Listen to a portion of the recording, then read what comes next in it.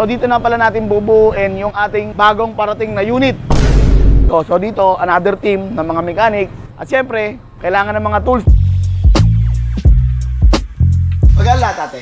39,221. Nagkaroon dito ng less 50%. Oh, yun. Bali, naging total lahat, sir, is 21,500. Kaya pag bibili kayo ng tools, hindi po. Number 1, diba? Naka-off pa sila. Good day mga kuys. Marami tayong parating na mga unit. So yung mga nauubusan, may mga abangan. So dito na pala natin bubuuin yung ating mga bagong parating na unit. Okay? So naglagay tayo ng isang team. Ang gagawin lang nila, magbubuo ng mga unit. Di ba? So dito na nila gagawin. Kasi sa kabila, mga kuys, puno na. Kasi nagdagdag tayo ng panibagong mga mekaniko. So dito, another team ng mga mechanic. At syempre, kailangan ng mga tools ng mga bago natin mechanic. At yun ang ipoprovide natin ngayong araw. At samahan nyo ako mga kuys, bibili tayo ng mga tools para sa mekaniko natin. Let's go!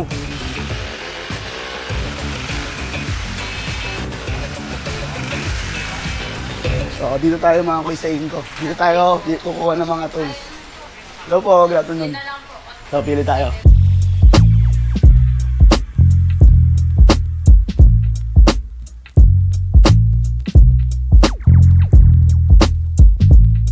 Tama natin si Kaloy, yung team leader ng ano? Unit. Unit. Pili ka na, Loy. Kung anong kailangan mo? Ilan? Dalawa? Ako na. Ito. Ito. Ilan ba mag... ano? Ito yung akin eh, di ba? Oh, para mag-shopping dito.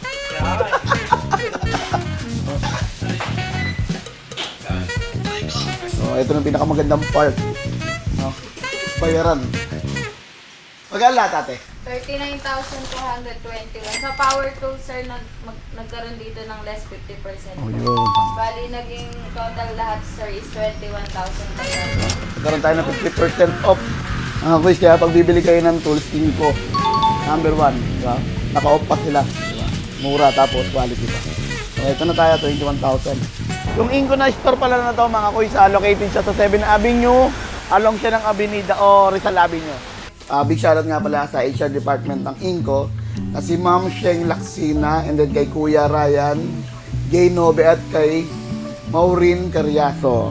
Yo, big shoutout sa inyo mga kuys. At ma'am, no, sa pagbibigay ng discount dito sa Inco.